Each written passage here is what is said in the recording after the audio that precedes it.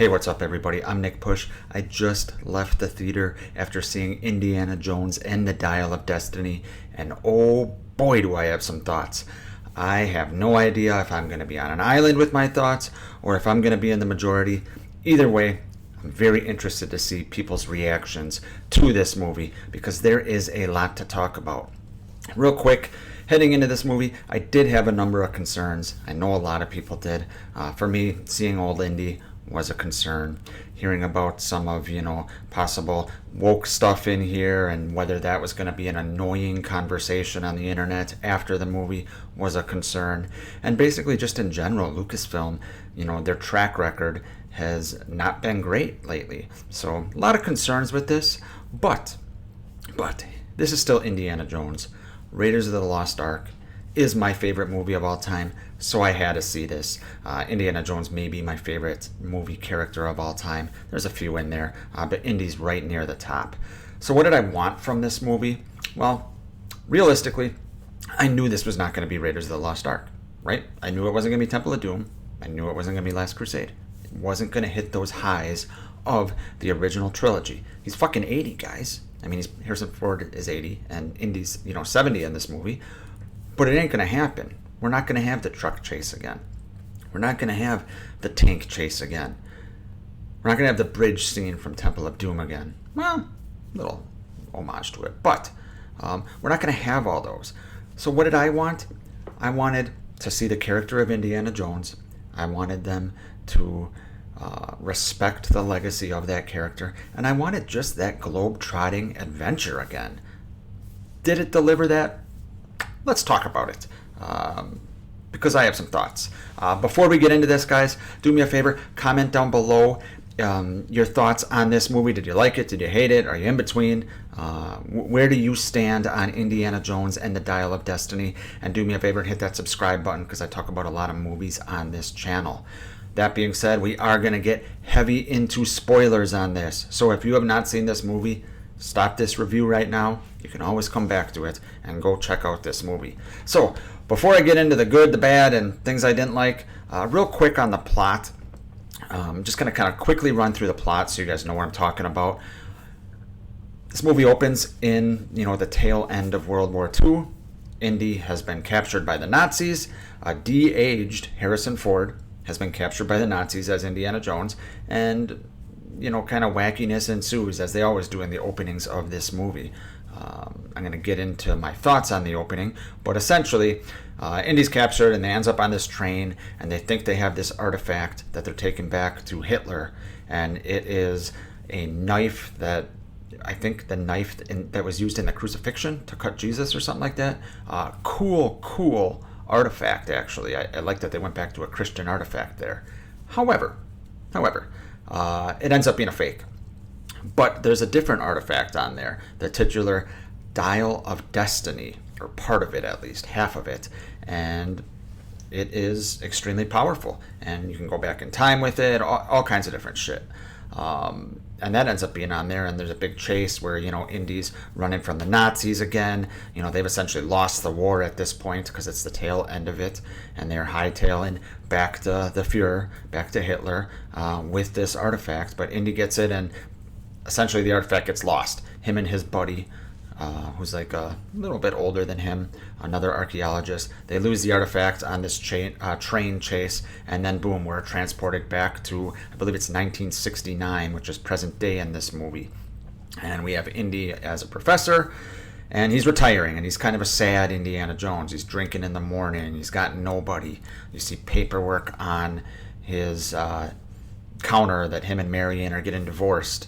And eventually, after, we see him teaching for a little bit, he is approached by Phoebe Waller-Bridge's character, Helena, who is Indy's goddaughter, the daughter of his friend that we met earlier on the train. And she's asking about the Dial of Destiny. He gives it to her, and they're chased by these men. One of the men that they're chased by ends up being one of the guys that was trying to get it on the train. Okay?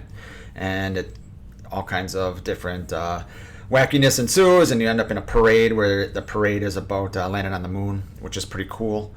because it shows you the time period we're in, and you get some good scenes at the parade. And essentially, Indy ends up being. They think Indy's responsible for these murders that happened during the chase, and Indy is wanted for murder. Sallah returns. Yeah, Sallah. He returns and sends Indy to Morocco, where he is after Phoebe Waller-Bridge's character Helena, who is selling this dial. She kind of double-crossed Indy. She's only in it for the money, fortune and glory, right? More things happen when Indy catches up to her. They're chased by these guys, and essentially the rest of the movie is Indy and Helena trying to get the dial before this other guy who was a Nazi during World War II. Okay, and essentially there's just like a regular Indiana Jones movie, there's a few quests that they're trying to beat the Nazis to get them to get this dial, and Nazis are on their tail. Indy and Helena are usually one step ahead of them, and then they're caught, and then they get to escape, and then they're caught, and essentially it ends up where the Nazi guy gets the dial, and he is going back in time, and he's going back in time to make it so the Nazis won World War II. And actually, technically, he says he's going back in time to murder Hitler so he can take over for Hitler because he saw all the mistakes Hitler made. But essentially, he's going back in time to fix World War II for the Nazis. Change history. Pretty cool, actually. But something goes wrong, or the coordinates are off because of the Continental Divide, and they don't end up back in 1939, which is where he's trying to go. They end up in the Trojan War era. Yeah, that really happened. And Indy and Helena end up defeating the Nazi guys, and there's a very touching ending involving Marion coming back.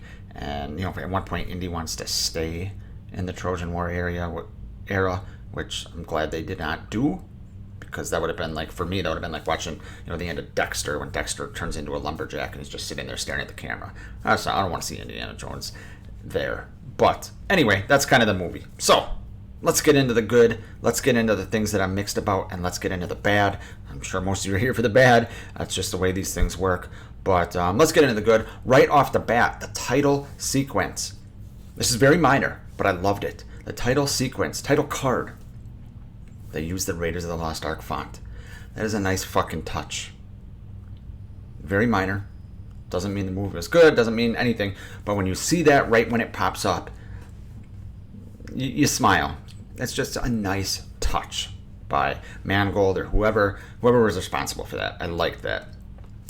The opening with the World War II stuff, I also liked that. It's probably maybe 5 or 6 years after the events of Last Crusade, and the war is essentially, back then the war was brewing. Now the war is essentially over, but Indy's still mixing it up with the Nazis. It was great to see the fucking Nazis back.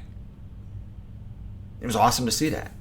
That's what we think of when we think of Indiana Jones. A guy that's in over his head, battling Nazis, right? We got that. I liked that whole opening stuff about that. It was cool seeing Indy, while the war was going on.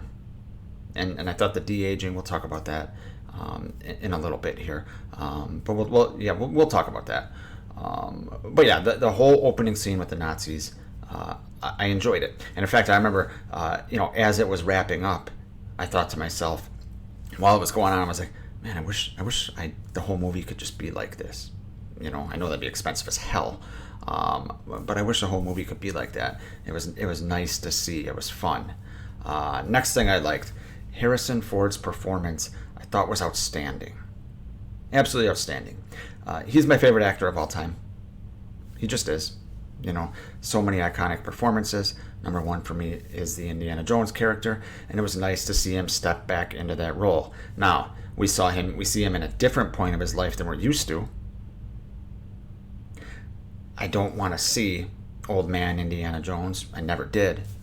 But it is what it is. We got this movie. And I thought Harrison Ford stepped up and did a great job. He did a great job in some of the action sequences. It was believable. He wasn't, jumping from planes and shit like that. But Well, yeah, I guess technically he was actually at one point, but never mind. But he wasn't, he wasn't doing all this death-defying stuff that, it would take you out of the movie because you're like, that guy's 80 years old. He's chasing after cars and he can't get it, can't get to it. All kinds of little things, little nuances of his character being old, where it wasn't thrown in your face. Now, there's other parts where he is, like I said, drinking in the morning. Didn't like that. But as far as Harrison Ford's performance goes, I thought he did an outstanding job. He had there's a lot of deep character moments in here, especially about, aging and having nobody, that I thought Harrison Ford, as far as the performance goes, doesn't matter whether I wanted to see that or not, but as far as his performance goes, I thought he knocked it out of the park.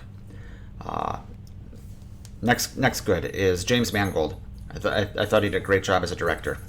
Obviously, Steven Spielberg is the most accomplished and probably the greatest director of all time, and he directed the first 4 indie films, right? So when you hear he's not directing one, you're a little concerned. But James Mangold has a good track record, and he proved it right here. There was nothing wrong with the directing of this movie. And my final good, it was nice to see some adventures around the globe. It just is. That's what I tune in for these movies for. So I like that they went, they were back in the U.S., they were in Germany, they were in Morocco. We won't talk about that. We'll talk about the back in time stuff later. But yeah, just adventures around the globe-trotting adventures. Now let's talk about what I'm mixed on. The main thing I'm mixed on, and there's a few things, but the main thing I'm mixed on is the MacGuffin, the Dial of Destiny itself.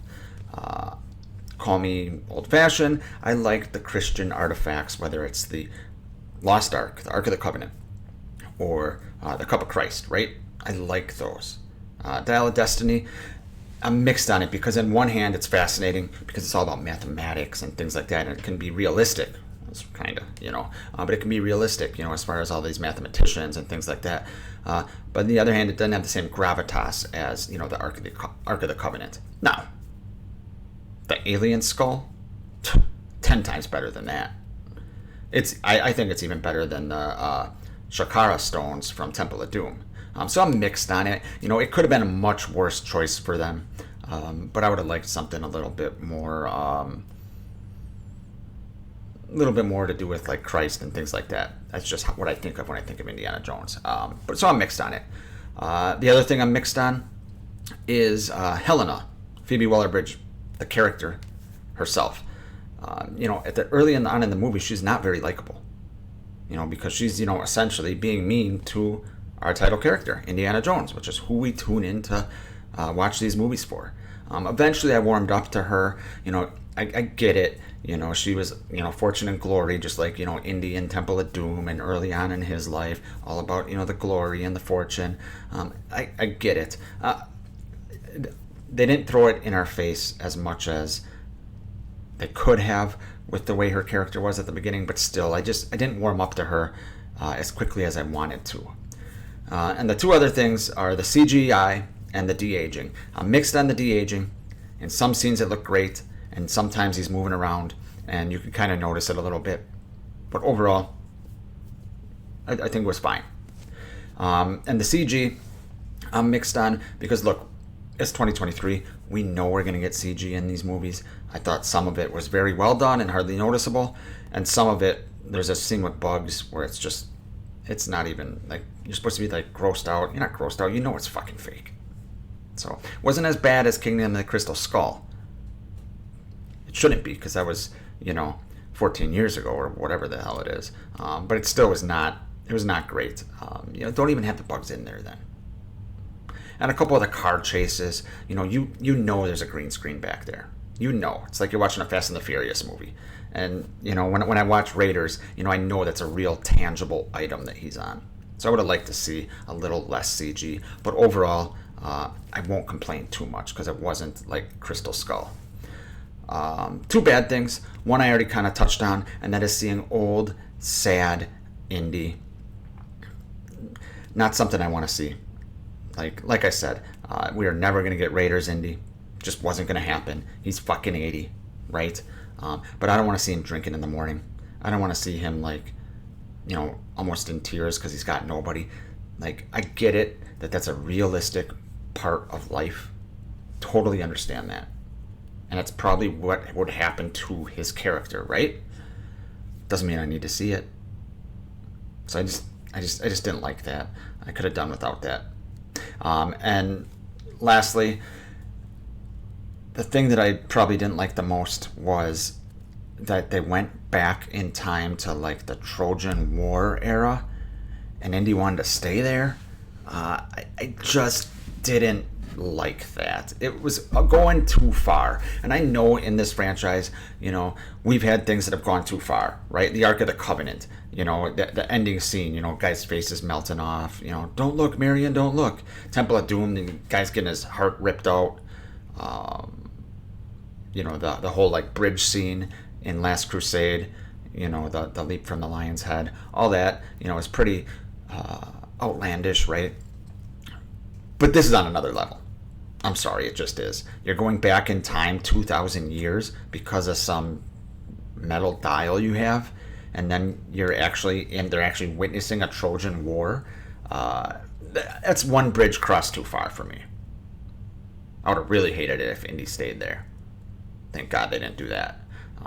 But I didn't like that at all. But overall, guys, what are my thoughts overall? Overall, like I said, I have some gripes. I mentioned them. But overall, I enjoyed this adventure. I enjoyed this movie. Other than a few little gripes here that I mentioned, and the big one being the Trojan War thing, I had a good time watching this movie. I had a good time watching Harrison Ford have the fedora and whip again. And I had fun watching this, and that is the best case scenario that I was hoping for. My expectation was not Raiders. It wasn't Temple of Doom. It wasn't Last Crusade. My expectation was be better than Kingdom of the Crystal Skull, and I thought this was light years better than Kingdom of the Crystal Skull. So overall, I am happy with this movie. I had fun, and that's what I wanted. That's all I wanted. So tell me down in the comments below, guys, do you agree with me? Did you enjoy this movie? Did you have more gripes than I had? Thanks for watching. I will see you guys next time.